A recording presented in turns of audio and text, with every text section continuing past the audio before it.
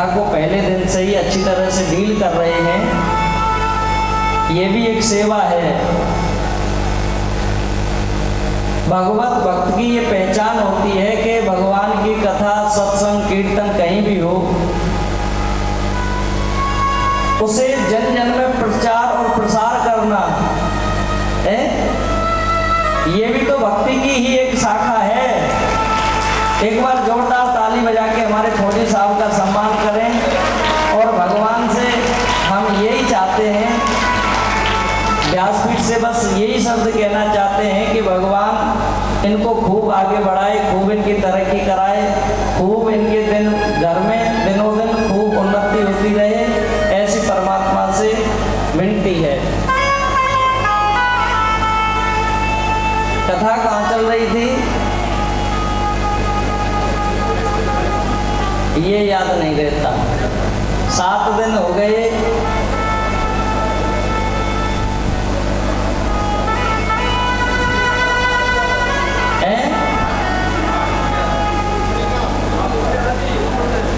रुक्मणी, हाँ याद है। याद तो रुक्मणी ने प्रार्थना की, केशव मैंने अपनी भाभी की वजह से आपको प्राप्त किया है। मेरी भाभी ने ही सलाह दी थी कि पत्र लिख दे, और मैं नहीं चाहती कि मेरी वजह से मेरी भाभी को वैधव्य कारण देखना पड़े। सुनो, कन्हैया ने अपने जो रिश्तेदार माने रुक्मी को पकड़ लिया और रथ के चक्के में पीछे बांध दिया। उधर से बलराम जी आए, लाला तू बिना बताए कहां चला आया? बलराम ने जब पीछे रथ में देखा तो तुरंत रुक्मी को कहने लगे, भैया कन्हैया का स्वभाव बहुत बढ़िया है, देखो अभी इसमें बचपना है। और सबसे पहले कन्हैया को 2-4 बात सुनाई, अभी समझ नहीं आई है, अभी लड़कपन है, बचपन जैसी बातें करते हो। सुनो, अगर कभी कोई वाद विवाद की स्थिति हो, बलराम जी ने इस जगह पे बहुत अच्छा संकेत दिया हमारे और आपके लिए। अगर कहीं विवाद की स्थिति खड़ी हो रही है और आपको पता है कि हमारा लड़का है और सामने भी कोई लड़ने वाला है, तो आप उस जगह पे गए, बुजुर्ग हो, तो सबसे पहले अपने बच्चे को एक डांट लगाओ, पीछे हटो, लड़ाई करना ठीक नहीं है। तो सामने वाले के मन में आपके प्रति कहीं ना कहीं प्रेम बनेगा कि भाई पहले आगे अपने बच्चे को फटकारा, और फिर सामने वाले की अच्छी तरह से क्लास लगाओ। भैया जी क्या बात है, अगर हमारा लड़का अकेला है तो तुम 5 जने क्यों अटैक करने के लिए तैयार हो? तो आपकी अच्छी बात बनेगी उस जगह। बलराम जी ने ऐसा ही किया। भाई नई बहू के सामने ज्यादा भी नहीं डांट सकते, हाँ ये भी याद रखने की बात है।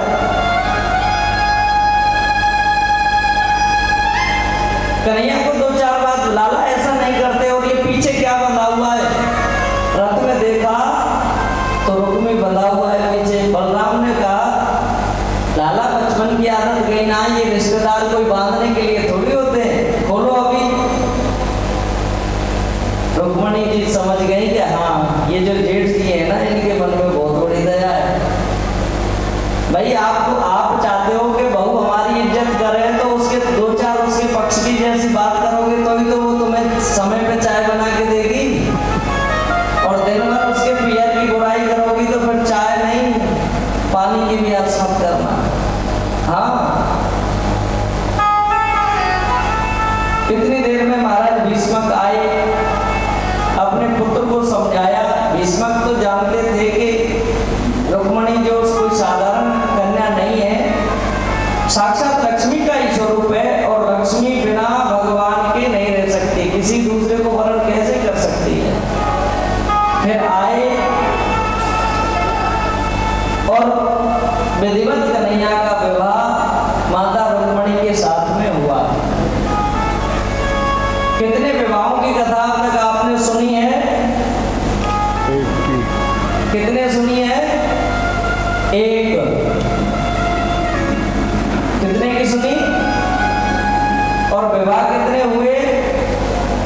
16,107 108।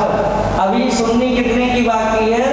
16,107 विवाहों की कथा। तो कल शाम 4 बजे से ही एक विवाह की कथा को सुना रहे हैं। अभी तो 107 अगर पूरी कथा सुनाएंगे तो फिर अगला फागुन का महीना तो निश्चित है। हाँ, जब एक विवाह की कथा में कल 3 बजे से ही लगे हुए हैं तो 16,107 विवाहों का वर्णन तो फिर कई महीने में होगा। भगवान आए द्वारका में और भगवान के एक पुत्र का जन्म हुआ जिसका नाम प्रद्युम्न रखा गया। कंस का एक मित्र है जिसका नाम था सम्रासुर। जिस दिन से भगवान ने कंस का उद्धार किया उसी दिन से मेरे कन्हैया से शत्रुता रखने लगा, वैर समझने लगा। कहने लगा इस कन्हैया को मैं छोड़ूंगा नहीं, इसने मेरे मित्र को मारा है।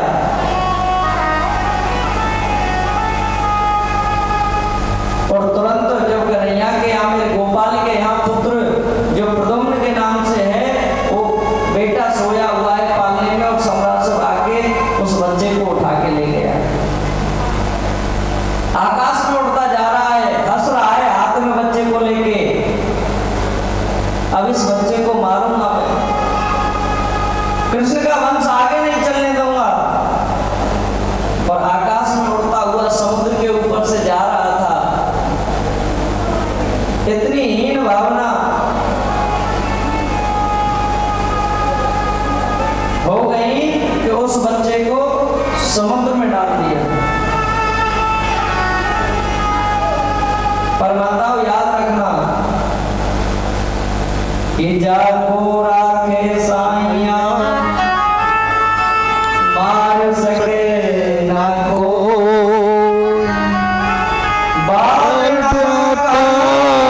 कर सके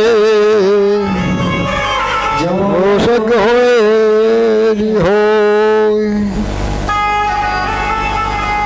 जिसका रक्षक स्वयं परमात्मा है उसका कोई बाल बांका भी नहीं कर सकता। भगवान की गति ऐसी हुई, जिस समय उस बच्चे को डाला समुद्र में,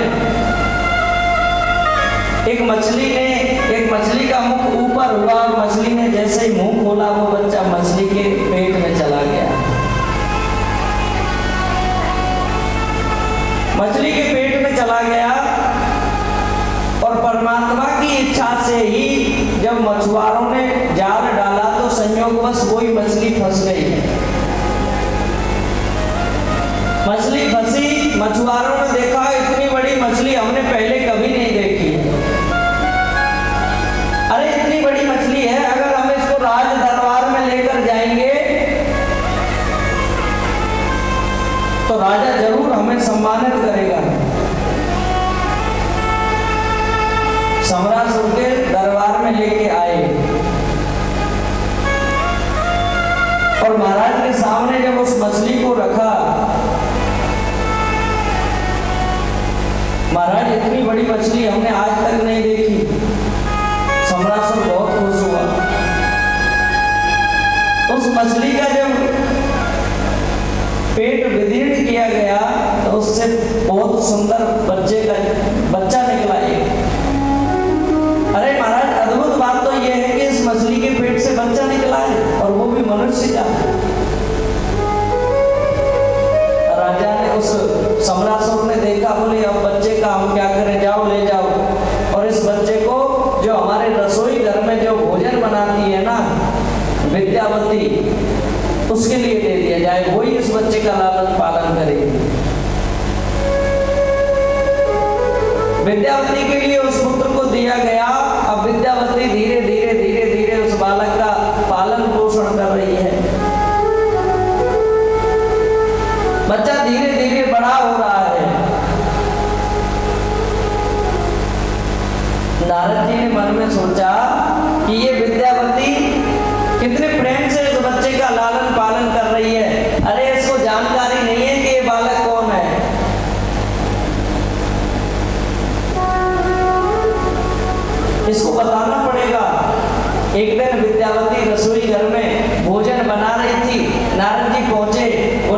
सुनती हो? विद्यावती बोली नारद जी आओ बताओ क्या बात है। बोले जिस बच्चे को तुम बड़े लाड़ चाव से पाल रही हो ना, बताए देवी ये कौन है? विद्यावती बोली नारद जी कौन है? ये तो बच्चा है इसको मैं पाल रही हूँ। और कौन है? बोले नहीं देवी ये तुम्हारा पति है। विद्यावती बोली पति है? बोले हाँ। अरे नारद जी कैसी विचित्र बात आप बता रहे हो। भाई जिस बालक का आपने पालन पोषण किया और 10-20 साल बाद कोई आपसे ये कहे कि ये आपका पति है, तो आपको भी तो अचरज होगा। विद्यावती बड़ी अचंभित हुई। तो फिर नारद जी ने पूर्व जन्म की पूरी कथा विद्यावती के लिए सुनाई। देवी ये साक्षात कामदेव है और तुम रति हो कि जब शिवती सर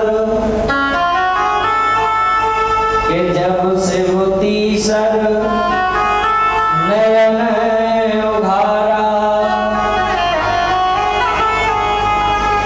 जब शिवती सर नयन उघारा,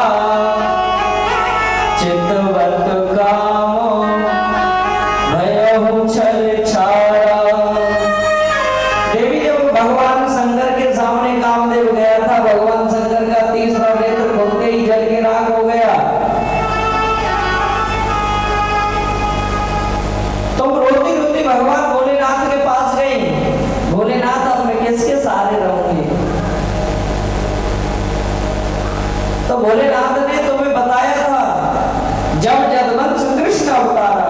देवी अब रोने धोने में कुछ नहीं रखा है। अब तो तुम्हारा पति जब यदुवंश में भगवान कृष्ण का अवतार होगा तो कृष्ण तनया हो है पति तोरा और वचन अन्यथा हो ही न होगा। देवी ये कृष्ण भगवान कृष्ण के पुत्र के रूप में आएगा। कृष्ण तनया हो है, ये कृष्ण का बेटा होगा। ये वचन मेरा खाली नहीं हो सकता। तो देवी अब ये कृष्ण का ही भगवान कृष्ण का बेटा है। इसका नाम अब प्रद्युम्न है, पर पिछले जन्म में तो ये साक्षात कामदेव और आप रति थे। अब तो भावना बदल गई। सुनो, सम्राट सब की जितनी भी गुप्त बातें थी सबको रति जानती थी, सबको बताया। और प्रद्युम्न ने फिर सम्राट सब को मारा और मार करके और फिर द्वारका में प्रद्युम्न जी पधारे। रति के उस विद्यावती के साथ विवाह किया और फिर द्वारका में आए। रुक्मणी मैया ने देखी कि लाला खोतो गयो और संग में बहू लेके आयो। दुख तो बहुत था, अब पुत्र को पाने की खुशी और साथ में बहू आने की खुशी। माने भगवान देता है तो फिर छप्पर फाड़ के देता है। रुक्मणी मैया बहुत खुश हुई। इस दरमियान मेरे गोपाल के 16,107 विवाह और हुए।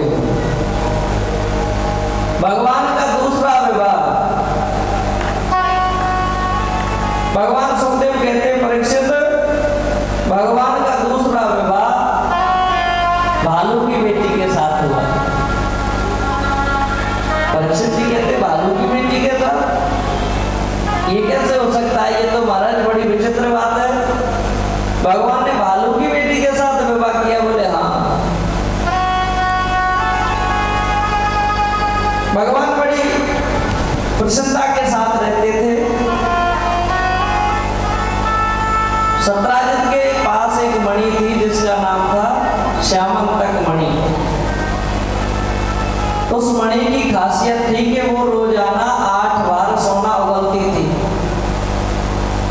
8 बार सोना रोजाना देती। एक दिन सत्राजित भगवान से मिलने के लिए आया और मेरे कन्हैया ने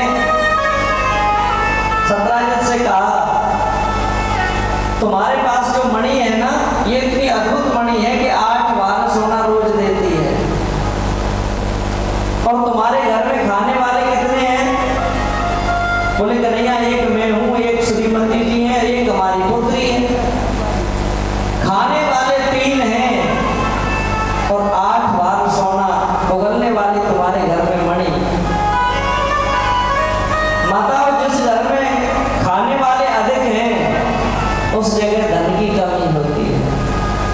और जहाँ धन की कमी नहीं होती वहाँ खाने वाले कम होते हैं। हजारों करोड़ रुपए का जो साल में टर्नओवर करते हैं, हमने कितने घर ऐसे देखे हैं, उनसे जाके पूछिए कितने सदस्य हो घर में। बोले महाराज जी एक लड़का है, वो भी विदेश रहता है? हमने कहा कमाई क्या है? बोले 1000 करोड़ का हर साल में टर्नओवर है।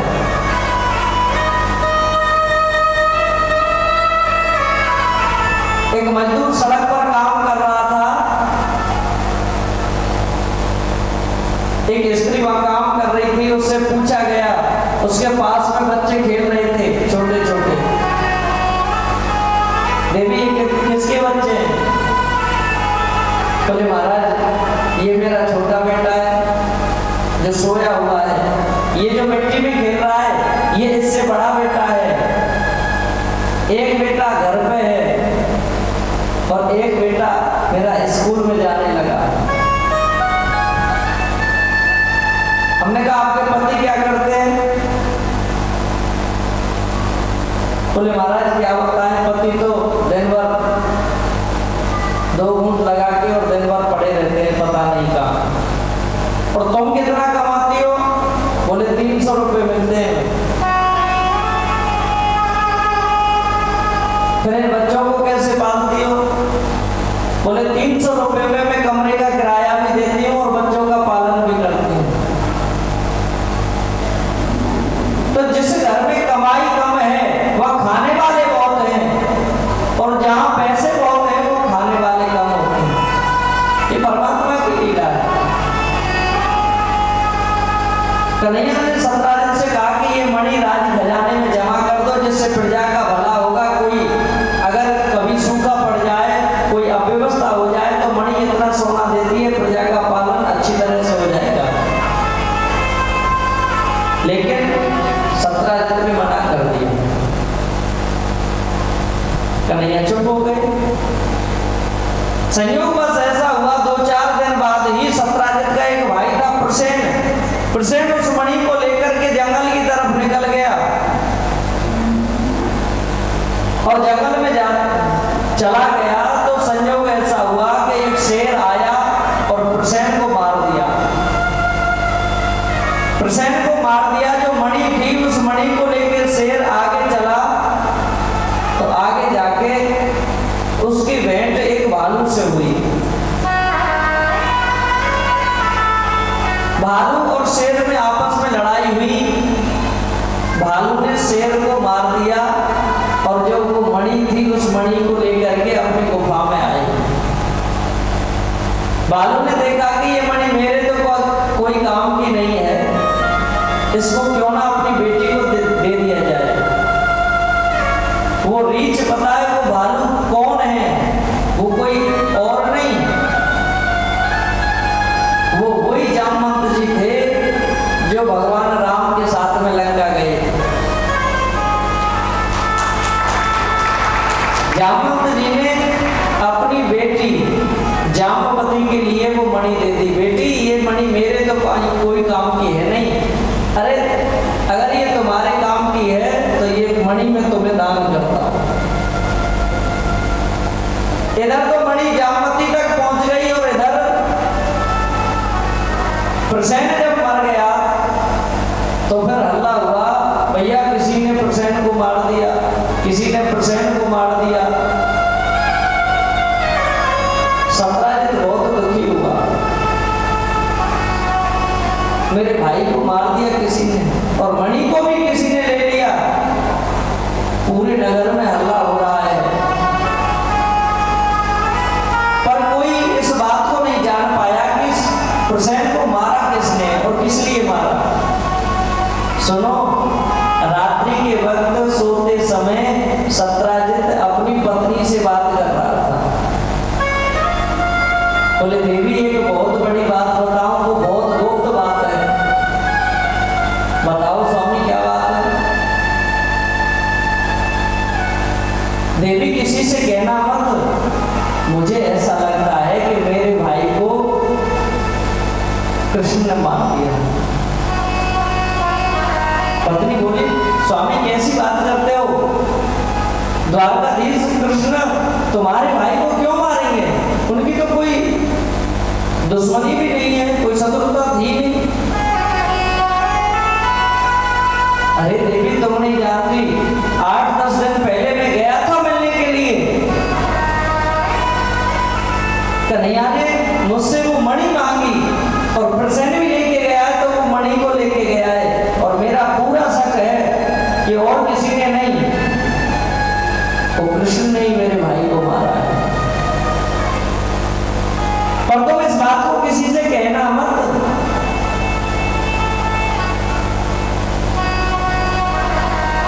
अब माताओं के मन में ऐसा इतना, माताओं का मन जो होता है वो इतना कोमल होता है कि देवी जी को तो रात में नींद तक नहीं आई। हाँ, इतनी गहरी बात जो बता दी और फिर बाद में ये भी कह दिया कि तुम किसी से कहना मत। तो फिर जब ताला लगा दिया कि तुम किसी से मत कहना, तो फिर कैसे बात नहीं निकलेगी? फिर तो हाथ मुंह पीछे ही धोए जाएंगे। पहले तो पूरी नार नौंद में बोली जाएगी कि ऐसा ऐसे बात। हाँ, देवी जी ने अपनी जो 2-4 सहेली जो खास थी उनको ये बात बताई, सुनो किसी से कहना मत। मेरे पतिदेव ने इतनी गहरी बात बताई और हमारा पूरा शक है कि हमारे देवर जी को द्वारकाधीश कन्हैया ने मारा है। मणि मांगी थी 2-4 दिन पहले और हमारा पूरा शक है, पर तुम ये बात किसी से मत कहना। अब तुम ये बात किसी से मत कहना। बिना पैसे के इतना प्रचार हो गया और कन्हैया तक वो बात पहुंच गई।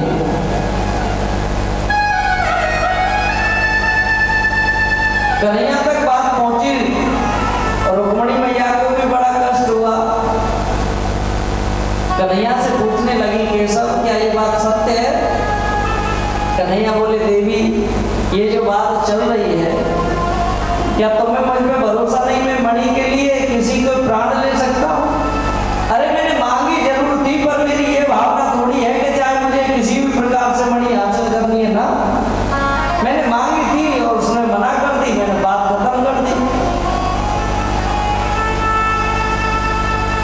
सज्जनों, जनता का रुख 1 मिनट में बदल जाता है।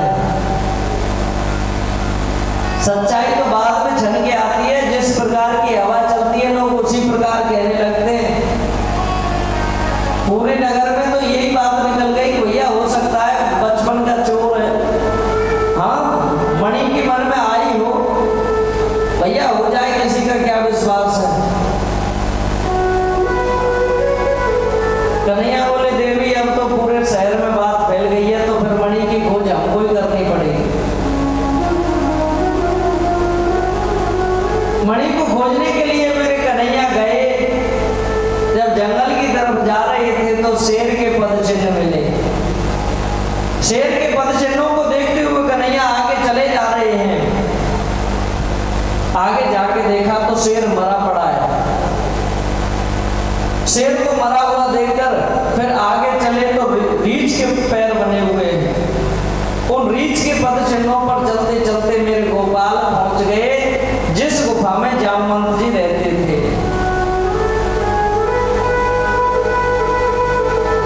उस गुफा के अंदर गए। अंदर जाके देखा तो एक सुंदर कन्या उस मणि से खेल रही थी, जो मणि सत्राजित की थी।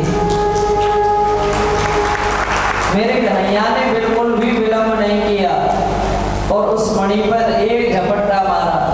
उस मणि को हासिल करने की जैसे ही सोची, तुरंत कन्या डर की वजह से जोर से आवाज लगाई, पिताजी देखिए कौन आया है, मणि को लेने की कोशिश कर रहा है। जामवंत जी तुरंत दौड़े आए और सुनो, मेरे गोपाल के वक्ष स्थल पर एक घूंसे का प्रहार कर दिया। कन्हैया ने सोचा, अच्छा हम में घूसा। मेरे गोपाल ने बिल्कुल देर ना करती है 2 जड़ दिए तुरंत। हाँ, ईंट का जवाब पत्थर से दिया। जामवंत जी ने 1 दिया, कन्हैया ने तुरंत 2। ऐसा भीषण युद्ध छिड़ गया। जामवंत जी को कन्हैया ने इतना हैरान कर दिया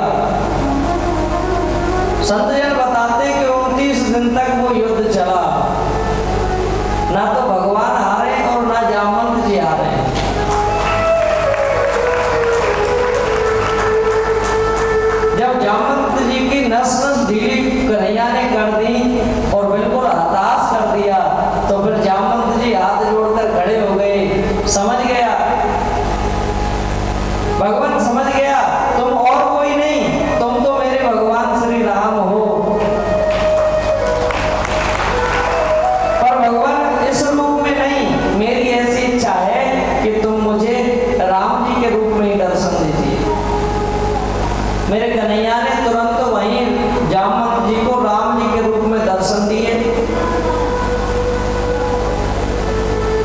और जामवंत जी से कहा कि अब मुझे चलना है। जामवंत जी कहने लगे, प्रभु सुनाओ, मैं तुम्हारी क्या सेवा कर सकता हूं।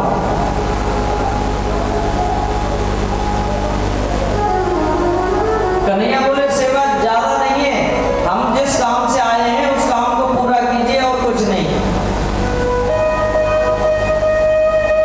बताओ प्रभु क्या करें।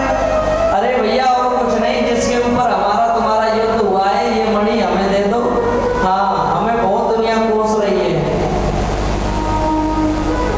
ये मणि हमें दे दो। बोले भगवान मणि मत लो, चाहे जो भी कुछ ले लो, इस मणि को ही नहीं दे सकता, और कुछ मांगना हो तो वो मांग लो। भगवान बोले अभी सब कुछ देने के लिए तैयार था, मणि भी नहीं दे रहे। बोले भगवान इस मणि को मैं तुम्हें कैसे दे सकता हूं। बोले क्यों। अरे प्रभु इस मणि को मैं अपनी बेटी के लिए दान कर चुका हूं, और जो चीज बेटी के लिए दान कर दी जाती है उसमें फिर अपना क्या अधिकार है। प्रभु ऐसे मणि मैं बिना बेटी की आज्ञा के नहीं दे सकता। पता है जामवंत जी और भगवान मेरे गोपाल का युद्ध क्यों हुआ था, इसके भी पीछे बहुत बड़ा रहस्य है। बात उस समय की है जब भगवान राम रावण से युद्ध करके रावण को मारकर विजय प्राप्त करके लौट रहे थे। सभी वानर भालू आपस में बातें कर रहे थे,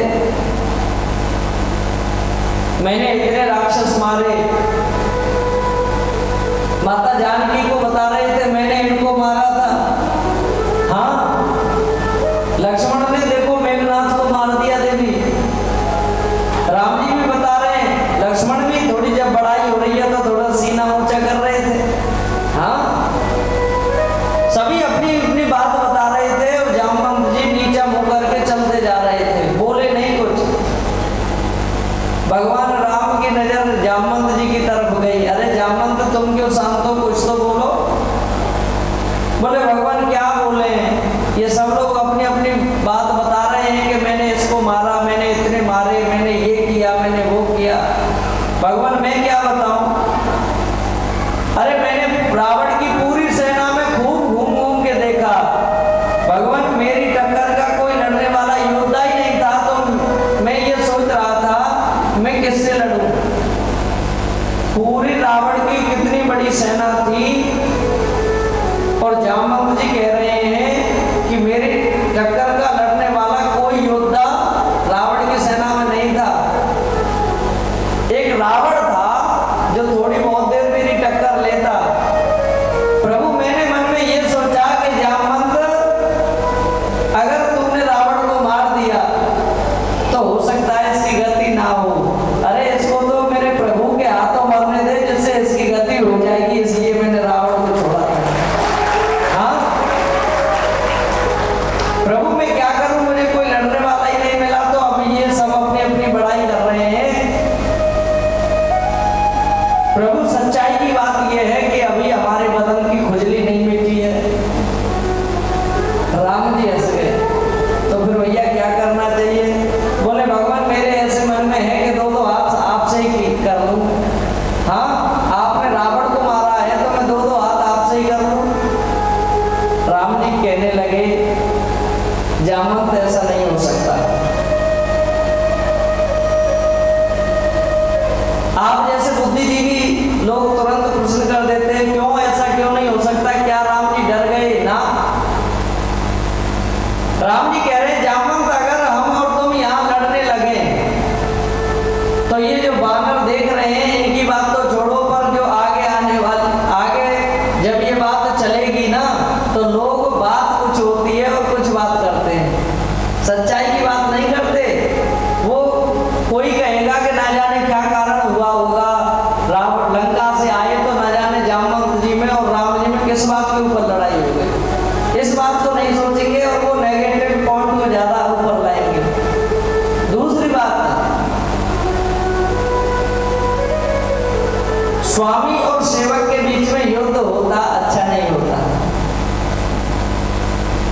तुम यहाँ सेवक के रूप में हो और सेवक और स्वामी में लड़ाई हो तो ये दुनिया क्या कहेगी? सेवक और स्वामी में लड़ाई होती अच्छी नहीं है। इसलिए हम तुम्हें वचन देते हैं, इस अवतार में नहीं, जब हमारा कृष्ण अवतार होगा तो हम तुम्हारी इस इच्छा को जरूर पूरी करेंगे। आज मेरे भगवान ने जामवंत जी की इच्छा को यहाँ के पूरी किया।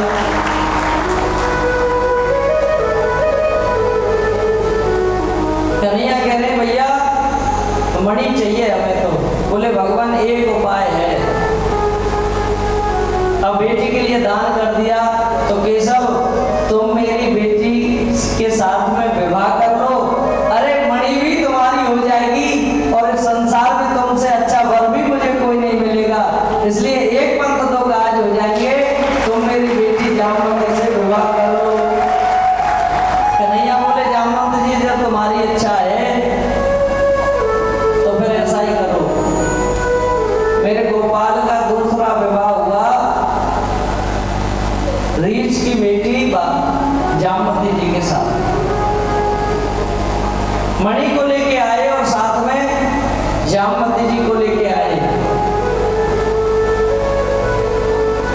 रुक्मणी जी को पूरी कथा सुनाई। देवी ऐसे ऐसे बातें, रुक्मणी जी तो समझ गई कि, और जाकर के सत्राजित के लिए मणि दी। लो भैया, इस मणि ने तो संसार में पता नहीं क्या क्या